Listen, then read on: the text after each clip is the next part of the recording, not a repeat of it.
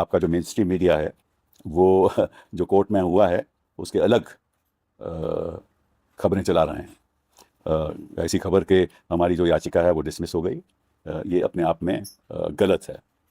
हुआ क्या कि हाई कोर्ट में जो टीएमसी ने दावा किया था वो ये था कि ये सर्कुलर गलत है और ये सर्कुलर होना नहीं चाहिए, क्योंकि इस सर्कुलर के अंतर्गत ये कहा गया है कि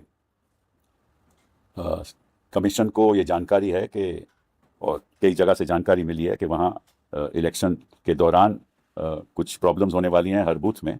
तो इस वजह से इलेक्शन कमीशन ने यह तय किया है कि हर बूथ पे एक सेंट्रल गवर्नमेंट का नॉमिनी होगा, सेंट्रल गवर्नमेंट ऑफिसर की नियुक्ति की जाएगी। और हाई कोर्ट में ये मामला जब आया तो ये कहा गया कि वहाँ ऑलरेडी इलेक्शन कमीशन के मुताबिक वहाँ एक ऑब्जर्वर, जिसको कहते हैं माइक्रो ऑब्जर्वर, वो सेंट्रल गवर्नमेंट का नॉमिनी होता है, सेंट्रल गवर्नमेंट उसकी नियुक्ति करती है, वो हर बूथ में वैसे भी वहाँ रहता है। और उस साथ साथ में सारी पार्टी के पोलिंग एजेंट्स रहते हैं, सारी पार्टी के इलेक्शन एजेंट्स रहते हैं, और फिर सुपरवाइज़र भी रहता है, पोलिंग सुपरवाइज़र। तो जब ये बात सर्कुलर पे आई तो सुप्रीम हाई कोर्ट ने कहा कि ये सर्कुलर ठीक है और ये जो फैसला इलेक्शन कमीशन ने किया है वो भी ठीक है। तो जब हम सुप्रीम कोर्ट आए तो हमने ये तय किया कि हम सर्कुलर को चैलेंज नहीं करेंगे, लेकिन ये कहेंगे, ये आग्रह करेंगे सुप्रीम कोर्ट से कि जो सर्कुलर है उसको आप लागू कीजिए। अब सर्कुलर 13 अप्रैल 2026 का है, तो वो सर्कुलर मैं आपको पढ़ भी देता हूँ, पहले समझा दूंगा फिर पढ़ भी दूंगा। उसमें ये लिखा है कि कई जगह से हमें जानकारी मिली है कि इरेगुलरिटीज़ होने वाली हैं इलेक्शन के प्रोसेस में, काउंटिंग के प्रोसेस में इरेगुलरिटीज़ होंगी। तो इसलिए हम चाहते हैं कि जो एक सेंट्रल गवर्नमेंट का employee apart from micro observer वहाँ रहे।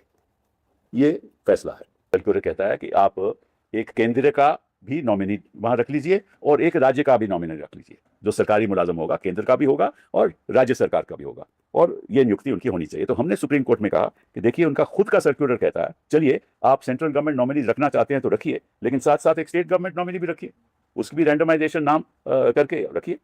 तो सुप्रीम कोर्ट ने कहा कि आप तो वहाँ सर्कुलर चैलेंज कर रहे थे, तो हमने कहा कि अब हम सर्कुलर नहीं चैलेंज कर रहे, हम तो कहते हैं कि उसको लागू करें।